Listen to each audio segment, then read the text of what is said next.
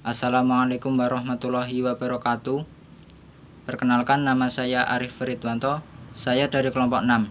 Pada kesempatan kali ini kelompok 6 akan membahas tentang 1. Perbedaan frasa, klausa, dan kalimat. A. Berdasarkan pengertian. B. Berdasarkan unsur pembentuknya. 2. Unsur-unsur kalimat. Terima kasih. Berikut penjelasan selengkapnya.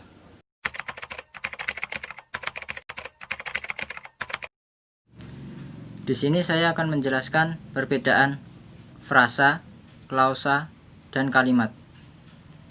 Frasa.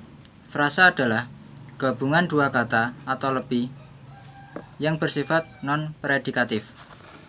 Klausa.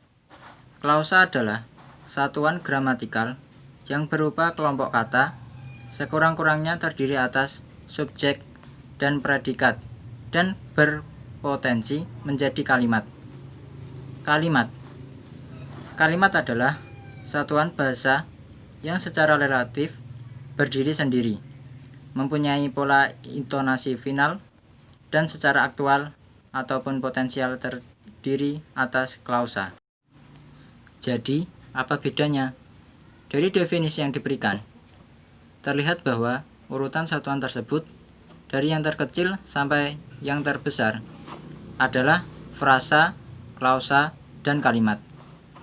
Agar lebih jelas, ada baiknya kita bedah suatu contoh. Pejabat itu pernah mengatakan bahwa Indonesia dapat berperan aktif dalam perdamaian dunia. Kalimat dan kata paling mudah dikenali. Contoh tersebut adalah satu kalimat yang relatif berdiri sendiri dan memiliki intonasi final. Kalimat tersebut tersusun dari 12 kata yang dikenali sebagai satuan yang dipisahkan oleh spasi. Klausa dikenali dari bagian yang memiliki subjek dan predikat, serta memiliki potensi menjadi kalimat. Kalimat itu memiliki dua klausa yang dihubungkan dengan kata bahwa, yaitu 1. Pejabat itu pernah mengatakan, dan 2. Indonesia dapat berperan dalam perdamaian dunia. Menguraikan frasa sedikit lebih sulit. Frasa paling sedikit harus terdiri dari dua kata dan tidak memiliki subjek predikat. Kalimat tersebut memiliki 4 frasa. 1. Pejabat itu. 2. Pernah mengatakan. 3. Dapat berperan aktif. 4. Perdamaian dunia. Kata bahwa Indonesia dan dalam tidak dimasukkan dalam frasa karena memiliki fungsi sendiri dalam bentuk tunggal. Terima kasih. Wassalamualaikum warahmatullahi wabarakatuh.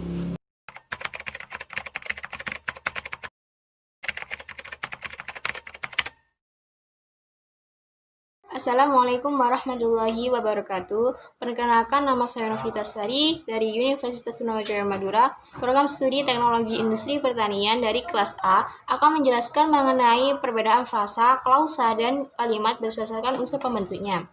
Frasa juga memiliki unsur-unsur diantaranya unsur langsung dan tak langsung, serta unsur inti dan unsur tambahan. Masing-masing punya pengertiannya sendiri-sendiri. Unsur langsung dan tak langsung dapat dipahami melalui contoh berikut. Pada frasa, anak sehat. Unsur langsungnya adalah anak dan sehat. Jadi, tiap kata yang berperan dalam pembentukan frasa boleh dikatakan sebagai unsur langsung. Selain itu, terdapat juga unsur tak langsung. Hal ini hanya terjadi apabila frasa tersebut terdiri dari 3 kata, dan unsur tak langsung adalah unsur yang telah mengalami segmentasi kedua. Kemudian, dalam frasa juga ada unsur inti dan unsur tambahan. Unsur inti merupakan unsur yang posisinya bisa menggantikan atau ekuivalen dengan keseluruhan frasa. Yang kedua, unsur-unsur pembentuk klausa. 1. Subjek. Bagian klausa berupa nomina atau fase nominal yang menandai apa yang dikatakan oleh pembicara. Kedua, predikat. Bagian klausa yang menandai apa yang dikatakan oleh pembicara tentang subjek, kridaksana, predikat merupakan suatu yang mengatakan apa yang dikerjakan atau dalam keadaan apakah itu S itu. Ketiga, objek. Objek atau kelompok nomina yang melengkapi verba-verba tertentu dalam kalimat atau kridaksana. Yang keempat, pelengkap. Pelengkap atau komplement adalah kata atau frase yang secara gramatikal melengkapi kata atau frase lain dengan menjadi subordinatif padanya tidak laksana. Keterangan. Kata atau kelompok kata yang dipakai untuk meluaskan atau membatasi makna subjek dalam klausa. Kita akan bahas unsur yang membentuk kalimat. Apa saja? 1. Unsur segmental. Unsur segmental adalah unsur-unsur yang membentuk sebuah sistem kalimat.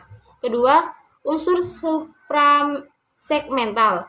Unsur suprasegmental adalah unsur yang mempengaruhi kalimat dalam pengucapannya.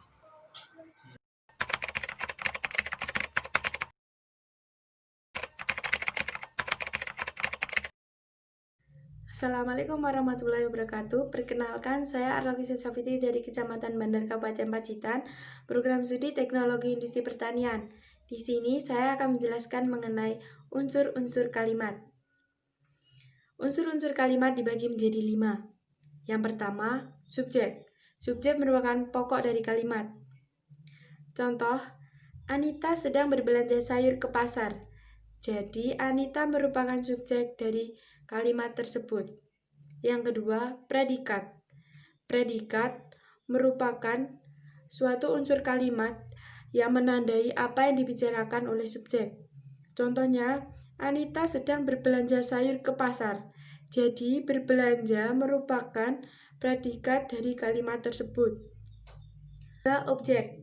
Objek merupakan hal yang menjadi pokok pembicaraan subjek. Contohnya, Anita sedang berbelanja sayur ke pasar. Jadi, sayur merupakan objek dari kalimat tersebut. Yang keempat, perlengkapan.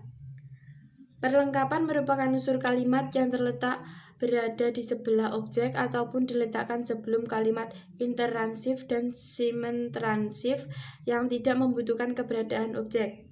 Contoh, Anita sedang berbelanja sayur ke pasar. Jadi, sedang merupakan perlengkapan dari kalimat tersebut. Yang kelima, keterangan.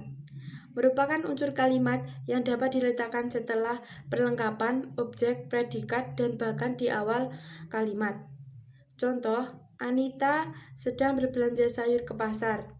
Jadi, ke pasar merupakan keterangan tempat dari kalimat tersebut.